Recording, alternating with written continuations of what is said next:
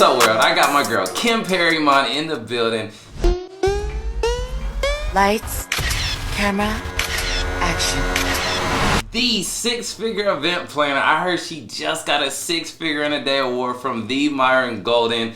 Me and her literally just became friends not too long ago because we're both in the event planning business, and I got a lot of followers on my YouTube channel for event planning, and I thought who better not to have than Kim herself to talk about event planning, the event business, how you can get started, what you need to do. So thank you for pulling up on the show, Kim.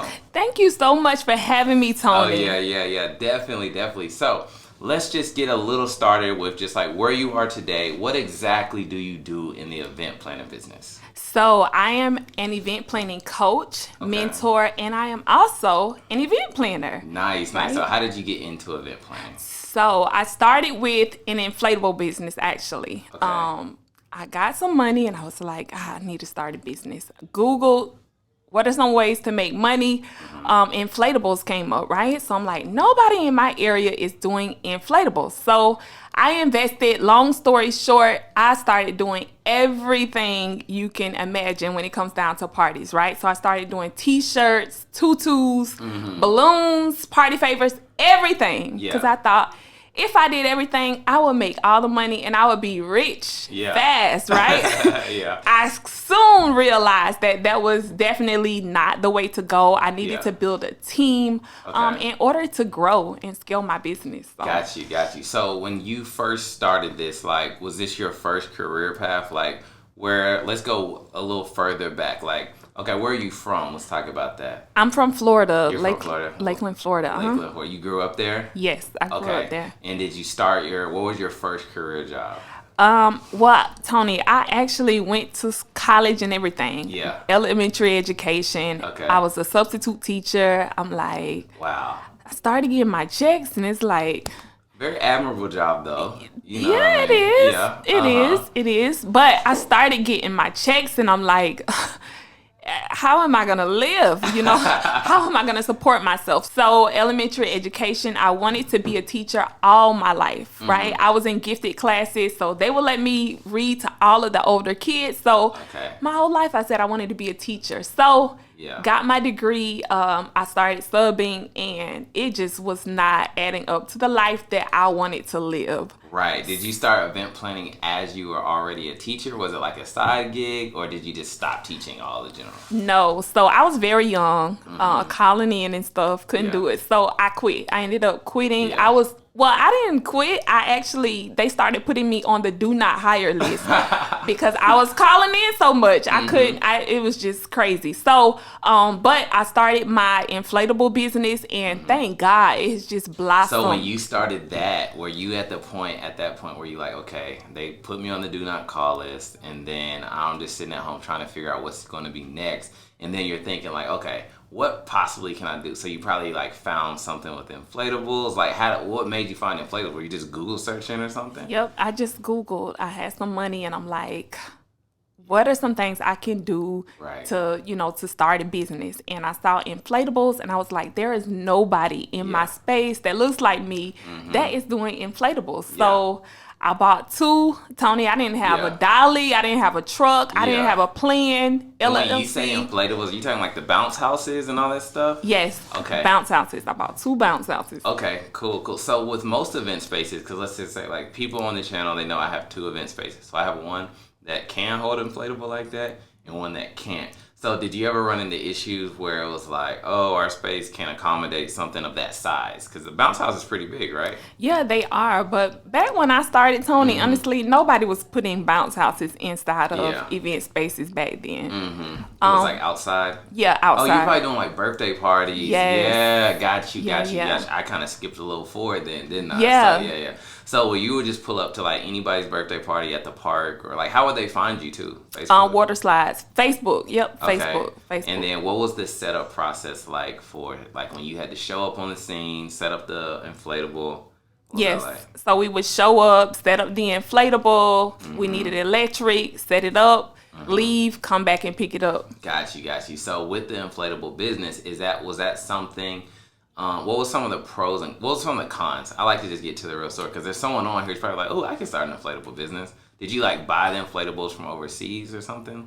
So no, I was afraid to buy overseas. So I purchased them in the US. And I didn't, like I said, I didn't have a dolly. I didn't have a clue. So some of the cons were me not having muscles, me not. Yeah, and you were doing it by yourself at this time. I was. So my friend started helping me. He had a truck. Yeah. My friend's friend, actually. Yeah. So we didn't know. We had to YouTube, like, how to blow them up. You know, how to. What did you use to blow them up? Like an air compressor or something? Yes. So they came with a blower. Okay. So, and then we had to fold them up because there's a way you have to, like, actually fold them up the proper way so that you can, you know, manage them. Right. Do you ever run into issues since, like, all these kids are playing on them? Like, do they ever, like, pop or, like, someone accidentally, like, their keys put a hole in it, now the inflatable's done?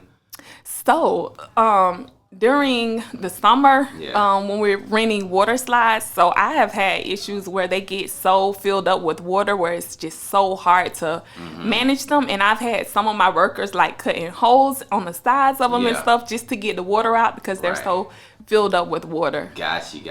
Is that a business, like, does it take a lot of capital to start that? I started with 2 and I paid maybe like $6,000 for them at that time. Okay, cool. Yeah. So they're not cheap though. No, they are not cheap. Okay, and how much could you probably rent them out for at a party? So I was renting mine for like $175 because I wanted to be the cheapest. Right. You know, when you don't know any better. I wanted to be the cheapest. So I was renting mine for about $175 and then I had to pay for fuel. Then I had to pay somebody to actually set them up. Getting them, your people there? Gas, fuel, gas. To get people there. Okay, gotcha. Yep. Yeah, I was making sure. I was like, I didn't think they took gas, but yeah, that makes sense. Oh, no. Okay. Sometimes if you have one with a generator, and then I wasn't really charging for the generators, it was just like a lot of lessons, you know. And with that business, can you like drop it off and leave, or does someone have to stay there? So you can drop them off and leave. Yep. Okay, cool. You can drop them off. So from the inflatables, how long did you do the inflatables till you got to like your next product that you were offering with events? So I would say probably a couple of months. Okay, so, that didn't last long, right? No. So I started going to the parties, right? And I'm seeing like, okay, so they need shirts, they need decorations, they need all of these things. So I wanted to be the person, like I wanted to be that one-stop shop. So that's how I got into event planning. Did you have like how'd you do the t-shirts? Did you have like a heat press? Yes, I had a heat press, a cup press, and a hat press. Okay, so when you saw the heat press back there, it probably brought back some memories. It did. So how were you printing out the designs to put on? Was it sublimation paper? Like what was you doing? Just heat transfer. Heat transfer? Were you printing up from the computer? Yep, from my computer, and it took me forever to find out. I had to reverse the image. I'm like, what am I doing wrong? Right. So it went from we did inflatables to then we got to, you know what, I'm going to do all the accessories, you know what I'm saying, for the event. And then once you were doing that, when did you say like, I'm going to become an event planner, or did you randomly just like, I am an event planner now? Yeah, I just fell into it because I started doing balloons and then party favors, and then I got everything you need. Yeah, so let me tell you about balloons, which is difficult. So my wife, I had a 30th birthday party. And then I was like, oh, you know, like, we're not going to pay someone for the balloons. We're just going to go to Party City, get some balloons. But then multiple things that I ran into, right, is one, I was buying the helium tanks. And that was expensive, right, from Party City. It was like $50 a helium tank. And they were going out super fast. So I was like, oh, man. And then, you know, I'm nervous, you know. I'm trying to set up the event. The time's running down. I'm popping the balloons because I'm putting too much helium in it. So, like, I really have a true respect for people with the balloons and how y'all curve it. So, you know how to do all the curves and everything in the balloons? I do. What's the technique to it? Because I see the little string with the little, and they're like, they got the holes and you're like putting the balloons in them and stuff. I would say your base. Right? So you got to have the proper base, and then you have to use different sizes of balloons, right, to create your structure. Yeah. Do y'all make the balloon sets before you guys arrive, or do you ever make them on site? So, Tony, I'm a big delegator now. I used to do balloons, but you can prepare balloons before your party. I actually suggest that you do, because when you're on set, like, it's time to go. You don't have a lot of time to set up. Because I usually see them just walk in, boom, boom, boom. They may replace a couple that popped, and then boom. So then when did you go from, like, I'm going to be the service provider So where you were like, I'm gonna decorate, I'm gonna order tables, and I'm gonna do all of that, because that's a lot of logistics that go into like with event planning. So I would say my turning point came when I took a class, right? Because I was doing it for years and not really making a profit, right? Right. So when I took that class, I learned how to charge properly, how to actually build a team. Yeah. And it's been crazy ever since. Crazy ever yes, since. Yes. So then did you, because when you were in Florida, I remember you said you had your own event space as well. How long did you do all of like the stuff before you're like, I'm gonna sign a lease? And man, I just jumped into it, right? Yeah. So, I was doing my business for probably maybe 2 years, and then I got an event space. Okay, how many square feet was yours? Like maybe, Tony, probably 1,100 square feet. 1,100 square feet. And a lot of people ask me on the channel, like, how much was like the rent, or what they should look for. Like, how much were you paying for around 1,100 square feet? Back then, I think it was around $900. Oh, that was perfect. It was. What was it like in a good part of the city, or what? Because I'm thinking if someone's watching this and they're like $900. Of course, what year was that? Man, what year was that? Listen, like at least 8 years ago. At least 8 years ago. Okay, because when I started my event space in 2019, my first event space was 1,500 square feet. It was like $3,500, but it was in downtown Atlanta, so it was in a good spot. Then once we got kicked out of there, so we can even go to that store. Did you ever have any issues with your landlord being, as an event space? Well, yeah, because I wasn't making a profit really, so I ended up getting evicted. Gotcha. Should I say that? You should. Yeah, I think people should hear everything. So I always say on this show that I like people to hear like the real things that go on in the event space. Yeah. So why do you feel like when you started as an event planner? Because I need someone on here who's thinking about starting. Like, what made you not be able to afford the rent? You know what I'm saying? Especially at 900. Because I feel like I was trying to do everything. So I was doing inflatables. I was making tutus. That was like my main thing. I was shipping all over. And then I was doing tutus parties. For like the little girls and stuff? Yeah. Okay. Tutu cute. Okay.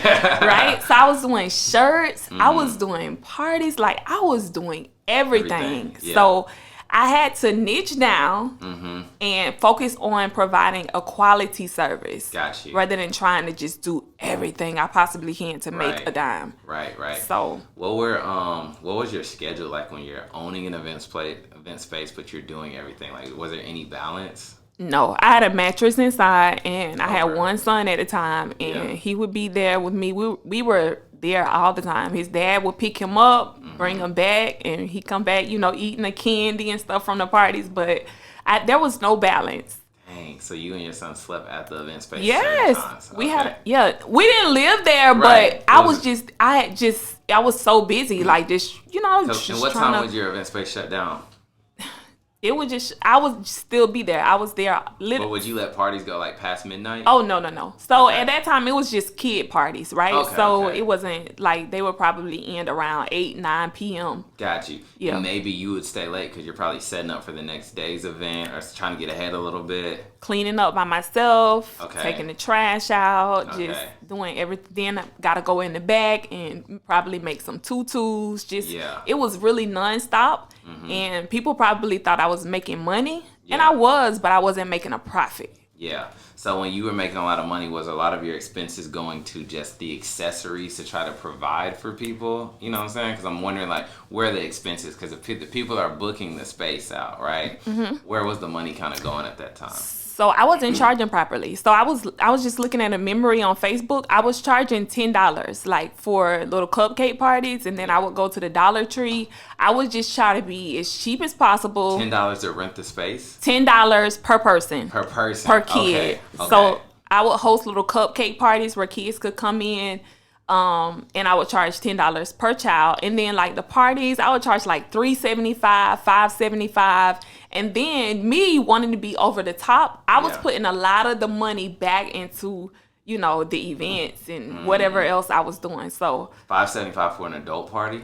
For kid parties. Kids party. Did you ever have adult parties? No. It was like painted with gumballs. It was like a little candy land inside. So Okay. And that was the only event space you had?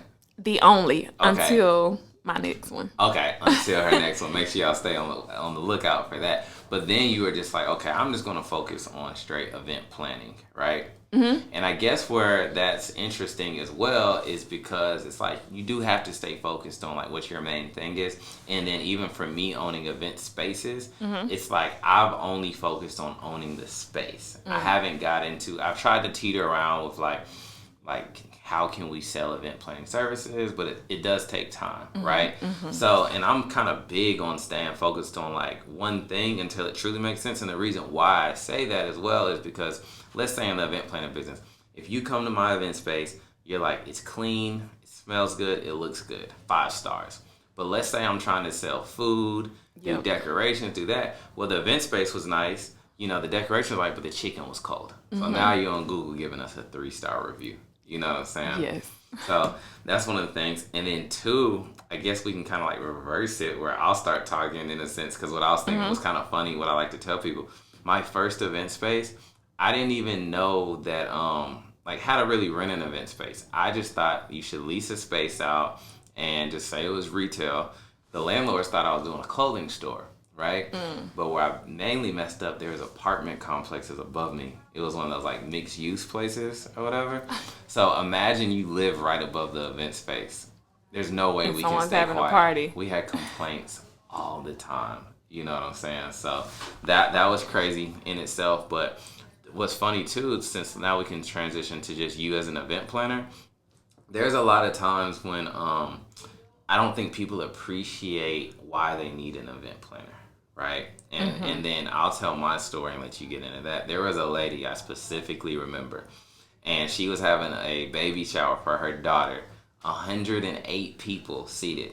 So I randomly am at my event space because my business partner handles a lot of the on-the-ground operations. Shout out to Raymond. And I walk in, and then she's like, oh, where are the tables? Where are the chairs? Where this? I start helping her set up and stuff. And then she's like, my party starts in 2 hours. I should have hired an event planner. I'm like, you should have. Yeah. Don't get mad at me. You know Right. what I'm saying? So, where do you just feel like the event planner, how important it is? You know what I mean?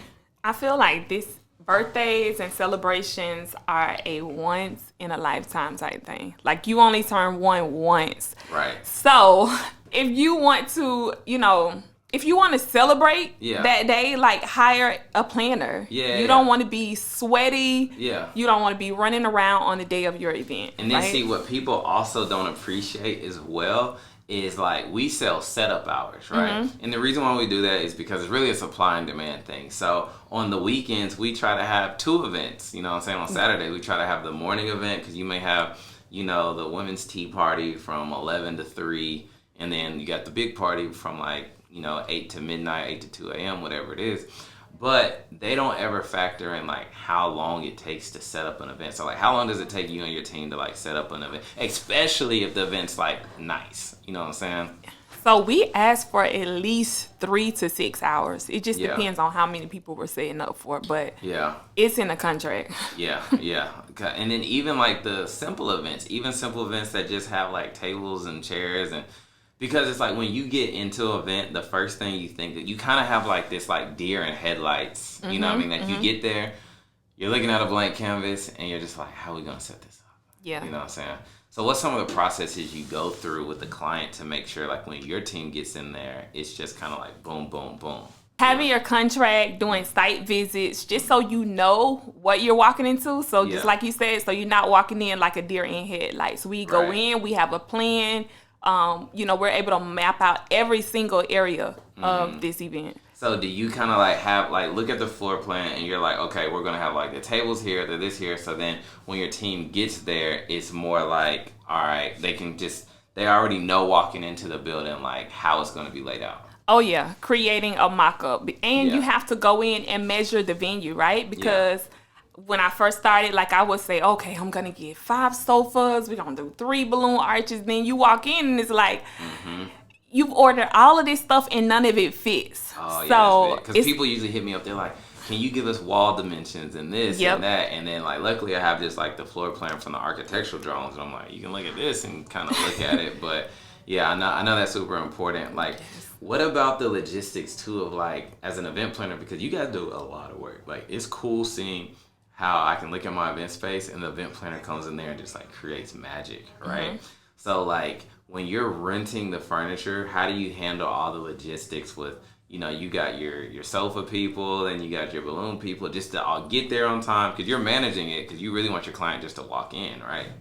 Yeah, just kind of spreading out the deliveries, right? So I'm very respectful of my vendors. I know the first person that needs to be there is probably, you know, the person that's laying the floor wrap, right?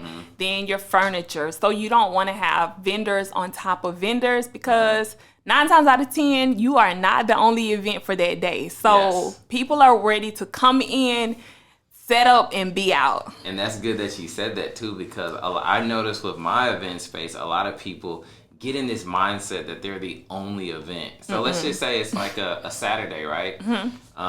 Hey, Tony, can we come in on Friday and just decorate and set up our stuff? And I'm like, no, it's an event going on. You know what I mean? So that is funny that people like really think that.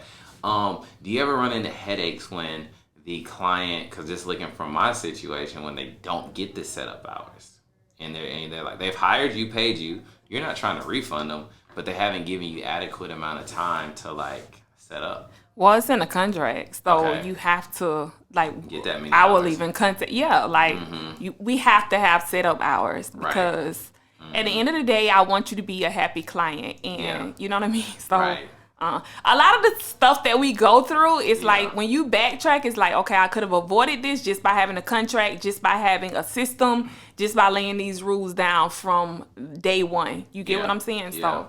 And then some clients even try to get mad at my event space sometimes because they're like, oh, you don't just give us setup hours. And I believe it. Yeah, and then the reason why I tell them no is I'm just like, if what I say, so it doesn't make it so bad. I say, if you book during the week, we'll give you 2 setup hours. But on the weekend, we can't afford it because, you know, we're cleaning, switching events, this and that. So really what I'm positioning them for is like, you could book during on a Monday if you want. But they don't want to book on a Monday. Right. You know Nobody's celebrating. Yeah. There's this girl in Atlanta too. Ooh, I wish I could figure out her name. She does like little babies parties. She did a party at my old event space for like Ari and all of them. You know what I'm saying? I wish I knew her name, but like her events are like, it's like crazy, like race cars, huge inflatables. You may be talking about Hannah King. Hannah King. I think that's... It's not Hannah King. I wish I knew, but I've heard of her too before. Atlanta? Yeah. Is there a lot of event planners in here? Like, what's the competition like? Competition, there is no competition. Right, I believe everybody has their own, you know, separate gift. But I love Tori Williams? Yes, I love Tori. I love Lemiga events, Dazzle Me parties. There are a lot of great planners here in Atlanta. What event spaces have you seen in Atlanta since you've been here? The only one I've been to a couple. Just Skittle Spot. We did a workshop there. Ken has an event space. I don't remember the names. Yeah. But there are a lot of. What do you usually do to like find clients? Is it a lot of social media? I get a lot of my clients through social media. Like probably 95%. And then, you know, just networking, being in the space, just being there when you need to be there. Facts. Are you posting like a lot of just pictures of your work and that's how they're finding you? Got you. Yep. What's been some of the most difficult pain points that you've gone through as an event planner? I know you got some client scares. I know there's times where it just isn't set up right. What are you thinking? Man, I'm a keep my composure. Like, the client will not know. Yeah. So that's why even during my mock-ups and stuff, I try to, unless it's a client that's just so involved and wants to know every detail, I try to give as less details as possible because stuff happens and you just gotta keep rolling with it, right? You just gotta keep rolling with it. But I would say, like, I have client red flags, just like, if somebody, so my consultation fee is $250. If somebody's like, oh, it's $250 just to talk to you, okay, you're not my client. Yeah, you already know. $250, you should know, you should value my time. You get what I'm saying? So, just what, I want to say, like, budgets. So, yeah, like, that's what my business partner says all the time, right? Because I'll say, man, why don't you, like, you're there, handle event planning, you know, run the bag up or whatever. But then, like he says, it's like a lot of the clients don't want to pay, or they'll want to pay like what's a typical price to hire an event planner for the people who are watching so that they know? So my starting price is $10K. However, moving into Atlanta is like $10K is gonna get you a uplight and one chair. So that's big money. Yeah, Atlanta, the market is crazy. So what comes with $10K though? Does that doesn't come with the furniture and stuff? So when a client asks what comes with $10K, I'm just gonna tell you like this is the starting price to work with us. I know what kind of aesthetic I want to bring to the event. Yeah, so it's gonna take at least $10K for us to be able to do that. At least, you know what I mean, at minimum. Yeah. So, and is that just service fee? So does that $10K? You're not bringing the uplighting or anything like that? It depends, because it may be a setup for 10 people. You get what I'm saying? So it just depends on what it is. But I'll let you know that we start at least $10K. So when you inquire, you know that it's not gonna be. And then so me hearing that you start at $10K. So let's just say I'm like, okay, Kim, I want to have a birthday party. You know, I need it to look all white like Diddy's party or something like that, right? So it's $10K just me getting your mind and your team, but I still need to rent all my furniture, all my tablecloths, all of that stuff. Oh, yeah. So really it may be $20K just for the party. Yes. So $10K is just your decor minimum, right? Yeah. So it may be. And you saying Diddy, that's good. Yeah. I'm glad you said that because a lot of people do that. Like, oh, I want my party to look like Diddy's and my budget is $750. Like, how? We talking about Diddy. Do you think he pays $750? You know what I mean? Yeah, be realistic. Right. And then have you ever had, when we go back to vendors, where it's like, you're like, okay, I know this vendor's a little, so how do you call all the vendors earlier in the week to kind of like remind them like, hey, I need you Saturday, 4:00, just reminding you to be there. You know what I mean? So we typically send out a schedule via email. Okay. But my vendors that I work with, like, we're so close. I have their cell phone numbers. I'm like the crazy person. Terrence is always telling me, God, you gonna run people away. Right. Because it's just so important to me. Like, I really love what I do. So I'm like, especially if I'm working with you for the first time, I'm like, I'm gonna be texting you, hey, we still good for tomorrow? You excited? It's like game day for me. So I'll text my vendors and I'm like, let's leave it all on the field tomorrow. Like, let's leave it all on the field. Let's give it all we got. I like that. Have you ever had to step in, like, because like a vendor couldn't make it or something happened? Whew, man, listen. I haven't, thank God. But with me doing everything on my own from the beginning, I'm pretty kind of skilled. I'm not a florist, but I can hook some stuff up and make it come to life. But I did have a scare where the guy that does my floors, he, oh my gosh, like he showed up in the last hour, but I was calling everywhere in the world. And that's like, important because if the floor is gonna set the whole spot off. Listen, and I had my video guy there, and I was like, he was walking around, I'm going crazy, and I was like, dang, I should really like showcase that. You get what I'm saying? Because that's real. That's real and raw. Do they have to? Do you like provide pictures for them afterwards, or do you stay there during the event, or is it like set up, sign off, and we're out? It just depends. It just depends. It just depends on what type of event it is. But for the most part, no, I'm not staying. Okay, but you do have to probably come back, don't you? So I'll come back. It just depends on what type of event it is. So I'll come back, or someone from my team will come back just to make sure that, you know, everything is picked up. The vendors, everybody has picked everything up. The venue is the same way it was, you know, when we came. So working with you, I know it's what's cool too, as far as you talked about, you delegate a lot, right? And I remember working with you, talking to your VA.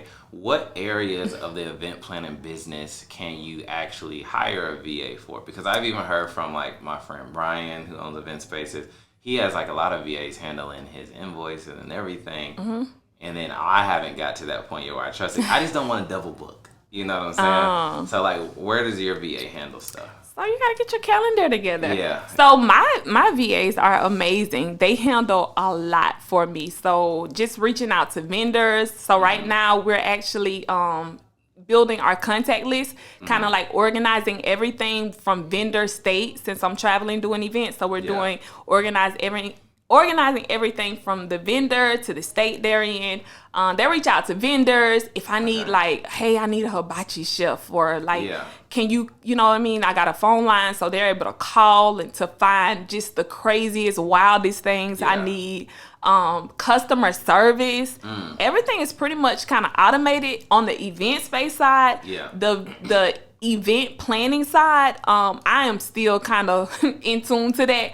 But they do a lot of like customer service, you know, marking notes in our portal as to what the client wants, making sure when we're going to do a site visit, you know, messaging the event coordinator, just things like that. Got you. And that's something that I actually have a weakness for, because I'm like, I need to figure out how to use the VAs. How did you train them to get there, or did you just buy them already trained for events? No, I didn't. So a lot of training, right? So just them watching your day-to-day activities, having an SOP, right? So that's why I don't even want to switch VAs. Like, I'm like, okay, what you want? You need healthcare? Like, you need a raise, paid days off? Like, I'm structuring all of that into my business right now because I really have a solid team that I like. So I'm just realizing that you have to, you know, you got to treat people well, pay them well, be attentive, make them feel important, you know, like you were saying.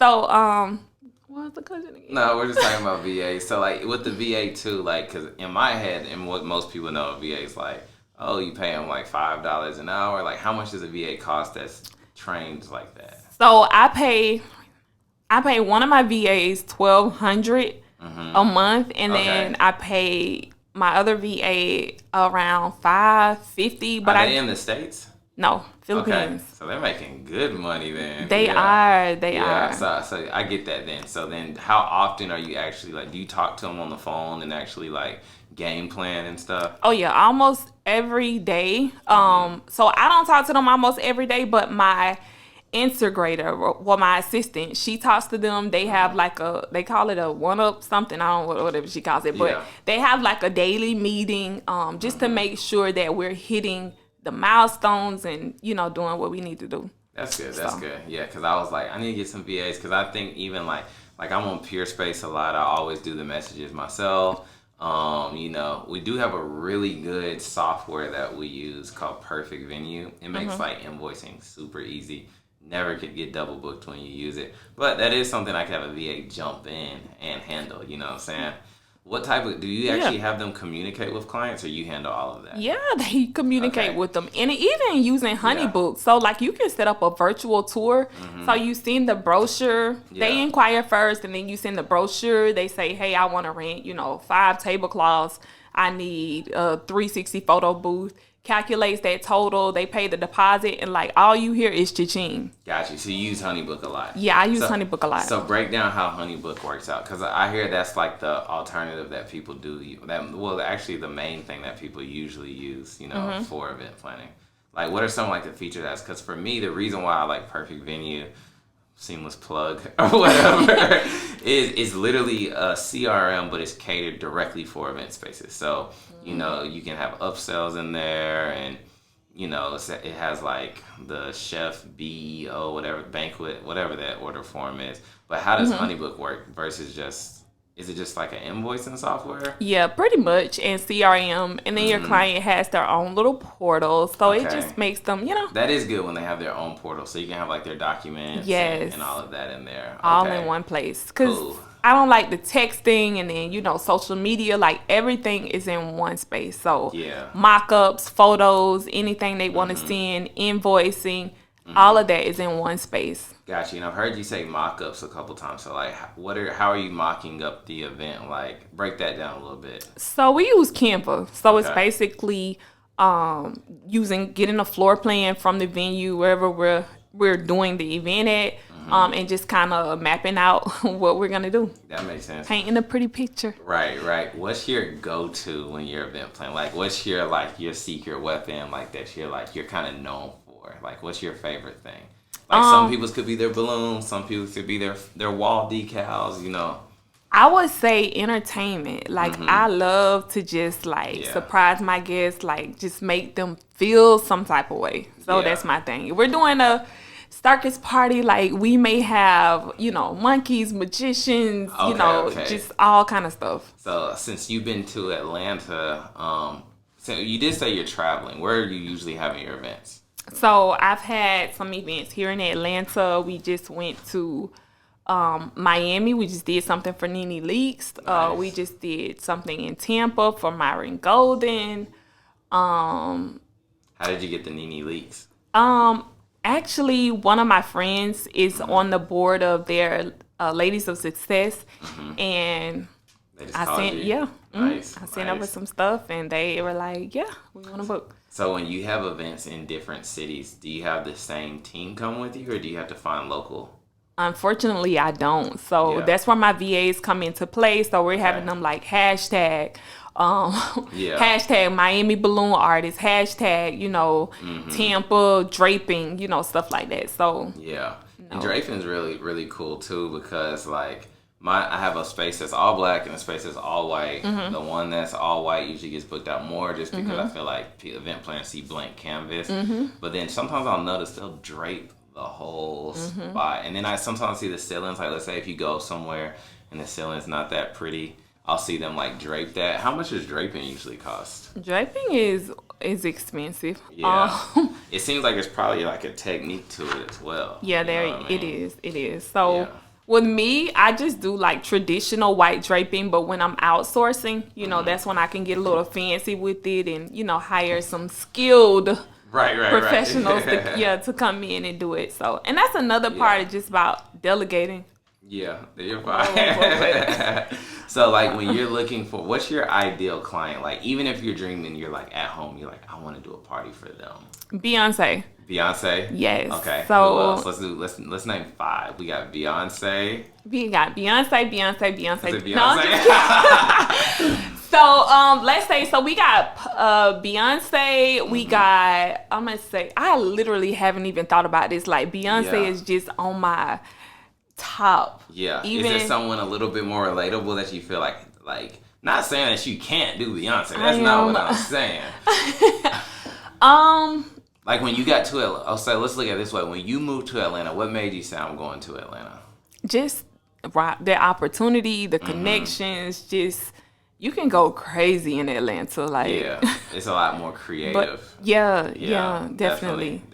So Tyler Perry, to answer your question. That makes sense. Yeah. Okay, that makes sense. And then Myron was a big one though. Myron was a big one. There's probably a lot of connections. There's probably a lot of good connections in the room. Yes. Yeah. So I'm saying, so what is kind of like, do you have like a follow-up way, or like how do you, when someone sees you, I mean, of course, like this top layer would be like, give them my phone number, but do you have some type of like system process of like, what you do to follow up, or is it maybe just like follow me on Instagram, you post a lot of content?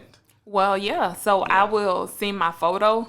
So like I try to, if I have a target in there, a client, so I'll try to get a photo with them, and then like the next day send over that picture through Instagram and say, it was great meeting you. I'm a traveling event planner based in Atlanta and Florida or something like that. Like a bunch of their pictures and, just stay fresh on their mind. That's literally how we booked Neo. Yeah. What was that event like?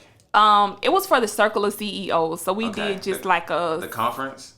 It was the mastermind. It was the after for the mastermind, right? So I was sending Neo photos because I know he loves his wife. He adores her. So I did an event. It was a romantic luxury dinner. And so I sent it to Neo, and I was like, I'm just sending you this because I know you love doing beautiful things for your wife. Yeah. And so when I saw him at the Circle of CEOs, he was like, I'm going to have to take you up on that offer. Yeah. Can you do something for my mastermind? And I'm like, yeah.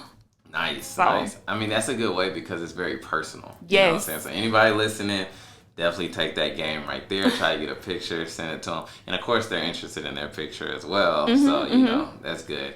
Yeah. What's some of your goals as an event planner?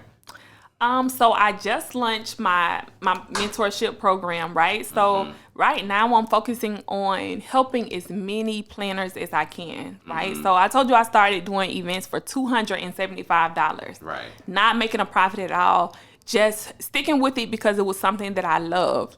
And so I see so many planners. Like, I have a group, I told you, like 50,000 creatives and party planners in there, right? So when I see them post something saying, oh, set up, I'm having a sale, we're doing 100 people for $700, it's like, girl, I know something that can help you. Trust me, lean in. Lean in. Yes, so those are some of my goals. Creating chapters with Easy Peasy, just, so we can help more people globally. And I want to just continue climbing as an event planner, doing more events for, premium clients, being able to show my creativity, just like take it to another level. Got you. How did you build that Facebook group up to like 50,000 event planners? And then is it free for any event planner to join? Okay, cool. So it's free for any event planner or creative to join, but I started just when the pandemic hit. A lot of people lost their jobs, right? So I started doing like classes for $25, like showing people how to do props, how to make balloons, party favors, every single element of, the parties. I started doing classes and it just grew out of control. That's crazy. So how can they get on that group? Facebook, it's Easy Peasy Party Planning. Okay, we're gonna put that in the comments in the description so people get that. And it's probably cool because you probably have people are getting inspiration off of other event planners. Definitely. And probably talking amongst each other and everything. Man, I'm telling you, like, it's a sisterhood. When I host like workshops, like these ladies are like lifetime friends. Right. It's like, Yeah. So it's crazy. That's good. And then another thing that'd probably be good to talk about too, as an event planner, it's probably one of those things too where it's like, okay, if you're at your job, like when you said you as a teacher or substitute, and you're like, I'm just not feeling this. I need to be able to start something that you actually probably could be 1 foot in, 1 foot out until it takes off and you can leave your job, because most of your events are probably going to be on the weekend, right? So, I mean, what does it take if somebody's just at that point where they're just looking for the next something new? Like, where would you tell them to start? So just by doing small things. So like I said, the smaller classes that we have in the group, those are for people who are just starting. So learning how to do balloons, because when you first start, you kind of have to do everything on your own because you don't really have the budgets to, hire a team at that point. So when you sharpen your skills, then you're ready to kind of, go into the next level of, running the show. Yeah. So it's kind of like a transition from party planning into event planning. Got you. And then, once you, get all your skills, it's like, I might as well be an event planner. Yeah. But what's good about what you did say, to be honest, is what I'm thinking is like, okay, say you do balloons, right? It's not a million people in your city that do balloons. So if you are in that job right now and you're looking for something, let's not even say you want to leave your job. You just need something to fulfill your creative bug, that passion, right?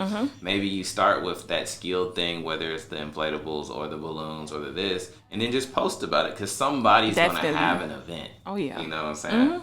So, yeah, someone's listening, definitely, check that out. What are some of the other areas in event planning besides, because we've talked about the balloons and the inflatables, where are other areas that, need people where they can get started? Floor wraps. Florists, draping, party favors. Oh, yeah. Like the custom menus. The party favors are big, though, because that's like the cupcakes and all of that type of stuff. That's another thing, like the cakes and candy apples and all of that stuff. And then you have like the custom, people want custom water bottles, custom chip bags, custom everything. Yeah. And the floor wrap is really just that big sticker that's on there, right? Pretty much. I mean, that's probably not that difficult to get into, right? Because I'm assuming you probably find the actual vendor that does you're really probably outsourcing, aren't you? Yep, you're outsourcing. So you're designing, right? And then you're shipping it over. Like sticker banners is one resource. Hot Atlanta Signs here in Atlanta. They do my spot a lot. Yeah, right? So yeah, they do the wall one and the floor. And then would you, the event planner set it up, or would they come out and set it up for you? No, they would definitely set it up. Okay. That takes skill. Yeah. And like some people do it, but me, I like to just focus on the overall event. Yeah, because you put it up wrong and it's got a big wrinkle in it or something, and then the whole thing. I mean, that's really a good one, though, for people listening, because really it's like getting good with them as a vendor and then be the salesperson. Yes. Pretty much show up, smile. You know, my people here, they putting it on the ground. Yep. You know what I mean? Cool. Yeah. Even props. Like, even making, like, the phone props, like big Minnie Mouse props, big, you know, standees, photos of, you know, personal photos. Like, what about the 360 photo booth there? 'Cause that's a business in itself. Inside definitely. Of the business. Yeah. Yep. So, I mean, like, how much does that take for someone to get into? Because people are always asking us, like, oh, you got the 360 photo booth? And, like, for me, what was crazy, where this is how I know there's a lot of money in it, people reach out to me all the time, like, oh, you know, we do this, we love the X, Y, and Z. But then I'm like, they're like, it's $300 an hour. Yeah. That's how much the event space costs. You know what I'm saying? Yeah. But I mean, hey, 360 photo booths, that's a lucrative business right now. But you do have to have someone to man it. You do. That's the only downfall. That's the only downfall. And I say, like, you said 300, but if you come in and like create an experience, you got your red carpet, you got your up lights, fog machine, like you got props. You can charge more. So focus on being premium. Right. So when you say focus on being premium, I guess my mind's still wrapped around, how do you get people, like, how do you find the pool of people to pay $10,000 for event planning? Easy peasy. So it's all about branding. And it's also about asking for the money. Right? A lot of people just don't have the confidence to ask for their worth, right? So I feel like I say confidence equals competence. So when you're taking classes, investing in yourself, making sure you have the proper equipment, you should be paid a premium price for that. Yeah, because I even feel like I have trouble when I was actually in the event space, like on the ground level. It was like just trying to get people to like pay for the furniture, because like there was a place here called Lux Event Rental, and they had like really nice like white sofas and everything, but they had that security deposit. So it'd be like, okay, your stuff's $900, but they also have a $900 security deposit. So now my clients are like, oh, I gotta pay $1,800 just for these sofas and stuff. So it's just like, but I guess it's like you said, it's branding and positioning to make it make sense. Yeah, because people pay it all day long. Yeah, like, all day long. People pay it all day long. And so what I would say too is the reason why event planner is very important. The end of the day, like you said, you don't want to be in there sweating and doing. I mean, our new event space has showers, and it was a karate dojo before.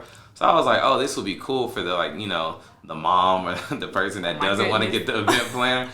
But it's like most of the time you're like setting up the event until like people are walking in, and you know that feeling. You know what I'm saying? You trying to. Now your head all discombobulated and stuff because people starting to walk in. They sitting in the corner in the front. You trying to like decorate still. No, hire a planner. It's a once in a lifetime. Yeah. You don't want to be sending this person to go get cakes. Then people are walking in. You got to go send guests. Hey, can you go get some spoons because you forgot this? Nah, you got to get dressed. It's too much. Hire a planner. Got you. And what type of events are your main things? Like, is it mainly like birthdays or kids or? So I am moving into like the corporate space, kind of like setting up for conferences, masterminds, those type of things. So have you ever done like a wedding? I haven't. Yeah, because that's like, I feel like what's different, like the wedding is in the event industry, but it's like a whole separate type of event. You know what I'm saying? Like, we've had like tiny weddings sometimes, you know what I mean? But like wedding also seems like comes with a lot of stress, because now you got a lot of emotions involved too.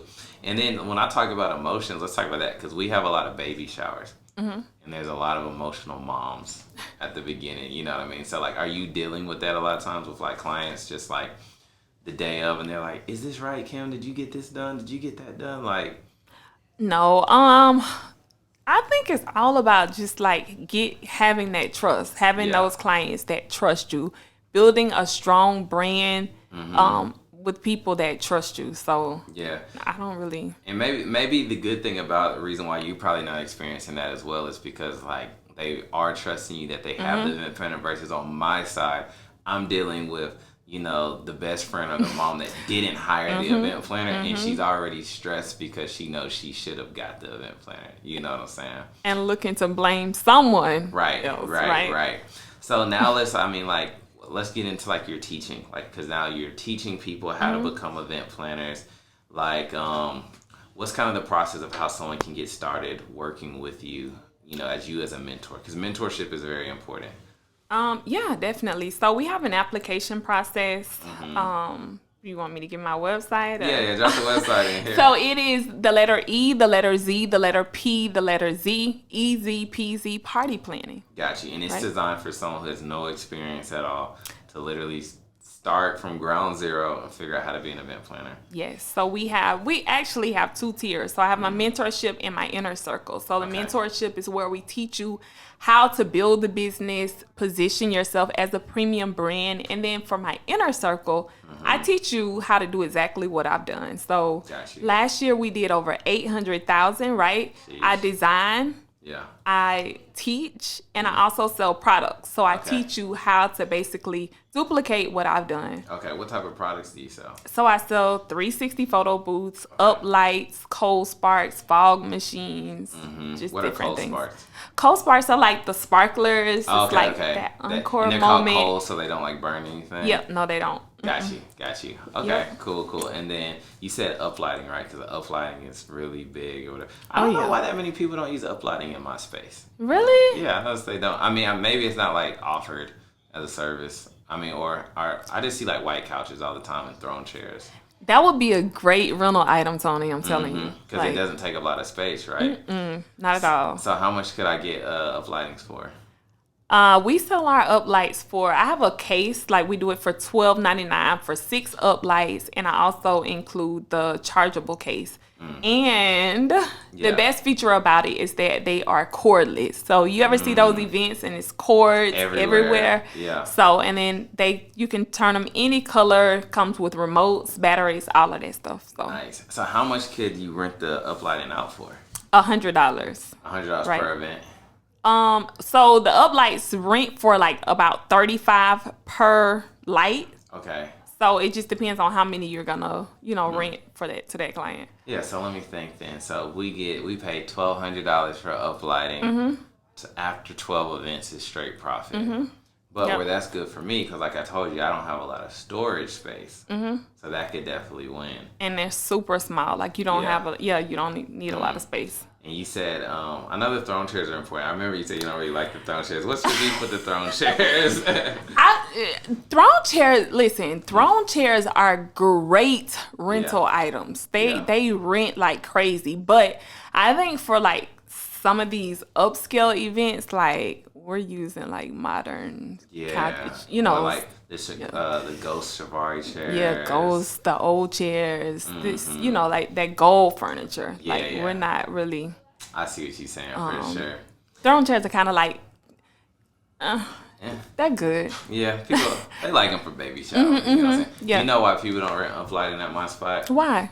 Because all my chandeliers change colors. Oh. That's what it is. That's what it is. But I think it could add to it. So I'm going to talk to my business partner about that. Tony, sure. I got to come see your spot. Yeah, like I saw the all white. I love it. Love it. Yeah, so we got the black one for the parties, and then the all white one's more like our upscale. It really just depends on the type of clientele, because the black label is in the city, like more like Midtown, Ponce City Market area, and then white label's in Smyrna.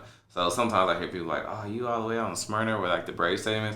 But I look at it like it's good, because if I have, for instance, AKAs want to have a brunch, they're not going to like Black Label. You know what I'm saying? They need the white label space that's wide open, real pretty. And then that spot also has like 150, 200 parking spots. So you can't lose. Yeah, you can't really lose. I'd rather you drive 10 extra 15 minutes and have parking versus, because you go to Black Label, you might be parking across the street because it's in the city. You know what I mean? So what's your idea for your future easy peasy event planning space? How do you want it to look? What are you envisioning? Definitely all white. So I just sold I had an all white space. I sold it when I moved here to Atlanta. Yeah. So that was my second venue. Okay. It was all white floors, white everything, up lighting. My ideal place, I was gonna say all white, but since I moved to Atlanta, like I've really just been so amazed, inspired. Man, I'm telling you. So Tony, I don't even know. Like I don't even know. Yeah. So the one that you had that was like white with the white floors, you were having adult parties there. That wasn't the kiddie spot. Mm-mm. Okay. That was adult. What time did you close that spot down? So 12. Okay. It was midnight, and then if you stayed past midnight, it was $100 an hour. Okay, cool. Because I remember what seemed funny. Maybe this was like COVID. It was like my first spot. Everybody wanted to have parties till 3. That's why I got the second spot, Black Label, which the party spot that could stay open. And then I think after COVID, it kind of like shifted. Like we have some, but a lot of people be out by 11, 12 o'clock. You know what I mean? Yeah. So yeah. So as we get to the conclusion, let people know, you got anything else to say that you want to just leave any brand new green event planner, like who's listening to this, who's inspired by your story? Like, should they just start with your mentorship, or do you go to Inner Circle first, or do you go through the mentorship first? Some people just start with the Inner Circle. Some people are like, Kim, I've been doing this long enough. I have everything I need. I just need like the blueprint. I need direction. I need influence. I need to learn how to scale. And do they get a little bit more of you? Is like the mentorship more like course based, and the Inner Circle is like I'm talking to Kim and getting better, hands-on help? Definitely. So they're able to actually come out and do celebrity events with me and, get that hands-on experience. So they can like help you set up. Definitely. Yeah. Okay. My mentee actually, I let her lead the event that we did for Nene Leaks. It's on YouTube, but I let her lead and design everything for that event. Okay. And they loved it. What's the fee to get into the Inner Circle? $25K. $25K. How long does that last? It's a 12-month program. Oh, that's really good then. Because instead of just like, boom, kind of our mastermind out, it's like I'm working with Kim for 12 months. 12 months, Yeah. And then you're off on your own. You start your own career as an event planner. Yep. Yeah, that's good. My highest earning mentee right now is doing $14K, $14 a month. And she started, before she started working with us, she did $9,000 for the year, right? She didn't have a design fee. She didn't know how to price, but like they are on fire right now. Like they are killing it. So dang, nice. Okay, so drop your links in the, let them know where they can find you, where they can follow you, all of that. So you can find me on Instagram at the letter E, the letter Z, the letter P, the letter Z, _ party planning. You can find us on Facebook, the same thing, Easy Peasy Party Planning. Okay. And my website, easypeasypartyplanning.com. Nice. And what about your challenge? I do. So I have a challenge coming up in December, actually. Yep. So we're going to teach you how to price, how to delegate. We're going to teach you how to create systems in your business. And we're also going to teach you how to brand and just all about, even you're covering your mindset, right? I'm showing them the exact things that I had to do to level up in business. Got you. Right? And then if they're watching this after December, you do this challenge like quarterly or is it quarterly? Quarterly. Quarterly, yeah. So anyone watching, if you're watching after December, definitely just check her out. Check her link in bios to find you in that challenge. And that's a wrap. Make sure y'all follow my girl Kim, Easy Peasy Party Plan. We'll see you guys on the next episode. All right.